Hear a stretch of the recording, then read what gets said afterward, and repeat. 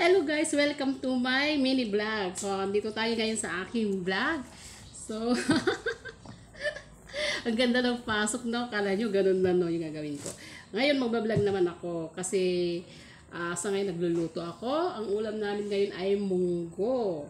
Ayan, nagpapaano ko ng munggo. Pinapalambot ko yung munggo. So, nakasalang na siya. So, ang ihahalo ko naman sa munggo ngayon ay dahon ng ampalaya. Ito, dahon ng ampalaya. So, akin na itong ano. Tatanggalin ko yung dilinisan ko. Habang hindi pa luto yung munggo. Kasi, pinapakuluan ko pa. Parang buto-buto na. Parang buto-buto, diba? Pakuluan mo sa tubig para lumambot. So, pinapalambot ko pa yung munggo. So, ito muna yung gagawin ko. Ayan. Yan, diba?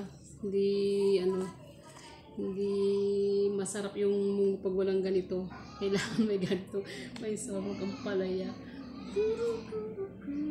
Sayawan natin yung ating ano. Kasi magluluto para masarap lang. Na nagpapasounds. Baka ma-CPR na naman ako. Ano ba yan?